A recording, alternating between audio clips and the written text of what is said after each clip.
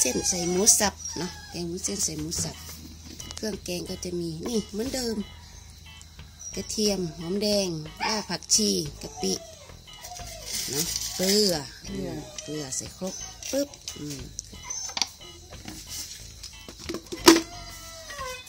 นี่ตามเครื่องแกงก่อนผสมลงไป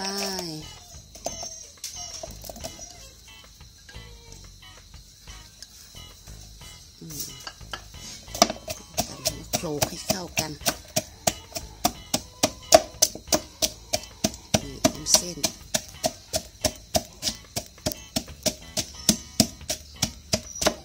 นี่เป็นเราซื้อเป็นวุ้นเส้นแห้งมานะแล้วก็เอาแช่น้ำแล้วก็มาตัดไม่ต้องให้มันตัดไม่ให้มันยาวมากเดี๋ยวเวลาแกงมาลากยาวเลยแกงวุ้นเส้นรสชาติเจ้มจนอะไรกันพริก1 ช้อนดูอันนี้ยายใส่นิดนึงแข็งเยอะหน่อยก็ใส่พริกเพิ่มไป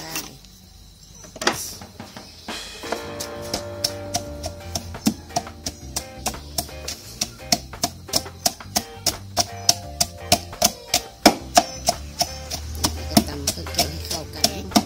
ตำเสร็จแล้วน้ำใส่นิดหน่อยนะจะได้ไม่ติดคอแล้วก็ยำกระเทียมไว้ชับ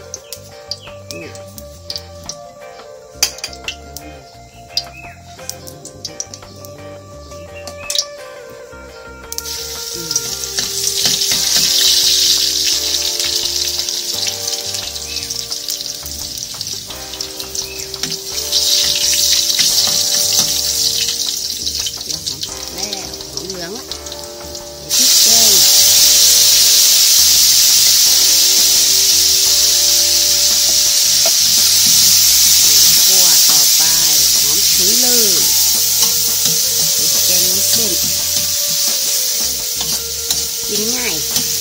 บางคนชอบกินก็ไม่ต้องกินกับข้าวได้กินเปล่าๆกินแต่แกงนั้นคือเราเองถ้าเป็นทางเชียงใหม่ทางลำพูนอะไรพวกนี้เขาจะเรียกว่าแกงเส้นร้อนเรียกวุ้นเส้นเรียกว่าเส้นร้อนทางเชียงรายก็เรียกวุ้นเส้น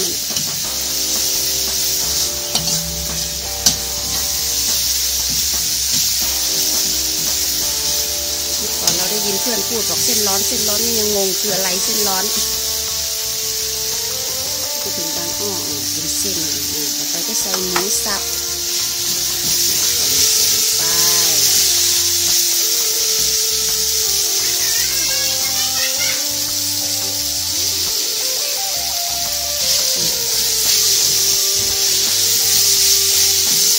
แกงเส้นนี่แกงเสร็จแล้วเราต้องทานเลยเนาะเอามาทิ้งไว้ไม่ได้หรือบางทีเราก็ แบ่งแกงเป็นครั้งแบ่งหรือว่าถ้าเราจะกินถ้วยนึงเราก็แบ่งน้ำแกงก็ได้เพราะถ้าแกงทิ้งไว้อ่ะวุ้นมันจะบานมันก็จะได้เส้นพิเศษ แต่อาจจะไม่อร่อยแต่ถ้าใครชอบแบบวุ้นบานๆเส้นใหญ่ๆก็เอาแช่ไว้ได้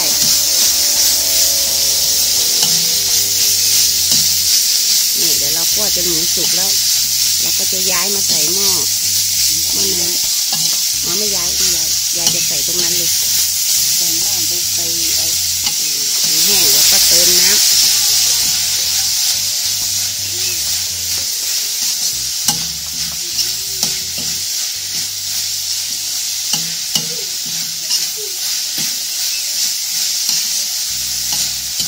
แล้วก็คั่วหมูกับพริกแกงไปเรื่อยๆเนาะจนหมูเริ่มสุกหอมกลิ่นหอม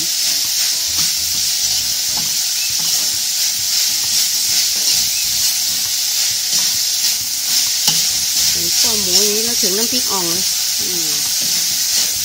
แต่ก่อนจะรีวิวน้ำพริกอ่องมะเขือเทศใส่ก็เป็นน้ำพริกอ่องแล้วเกิดยายบอกมะเขือเทศใส่ก็เป็นน้ำพริกอ่องละ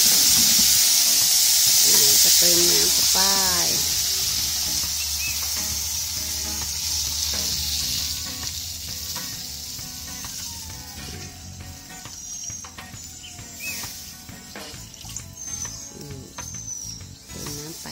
รอน้ำเดือด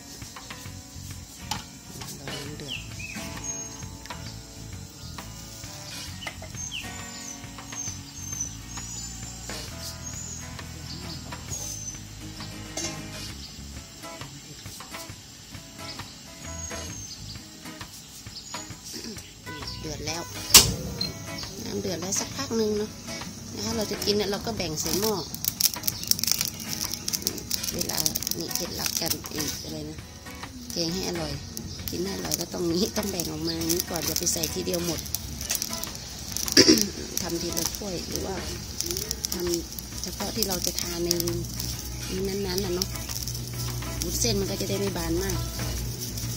คนเหนือคนพูดมันไก่ไก่ยืนพูดมันไก่มันก็จะบล้ำเนาะเดือดแล้วก็ใส่วุ้นลงไป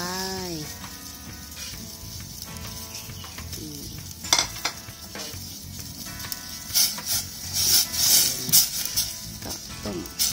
เอาวุ้นใส่แล้วก็คนนะแล้วก็ต้มต่อจนเราก็ดูวุ้นมันจะใสละถ้าวุ้นใสก็ปิดไฟได้เลยก็พองตัวนิดนึงถ้าแกงของเชียงรายไม่รู้ที่อื่นเขาจะใส่หรอนะถ้าบ้านเรานี่ก็จะลงท้ายด้วยมะแขวนมะแขวนก็จะมีกลิ่นหอมของมะแขวนสมุนไพรไทยสมุนไพรพวกนี้ใครไม่ชอบก็ไม่ต้องใส่เนาะก็แกงธรรมดาแต่บ้านเราชอบบ้านเราจะใส่เรียบร้อยเดี๋ยวเราก็ใส่ถ้วยผักชีโรยหน้าก็เสร็จแล้วนี่เรียบร้อยแล้วแกงวุ้นเส้นหมูสับเนาะนี่หน้าตาเป็นอย่างนี้เสร็จแล้วเราก็ตักใส่ชามเอาผักชีโรยหน้าให้หอมเนาะก็จะมีใส่มะแขวนก็จะมีกลิ่นหอมของมะแขวนออกมาสดชื่นนะจะเป็นแบบนี้สวยงามตามท้องเรื่องทานอย่างอร่อยได้เลย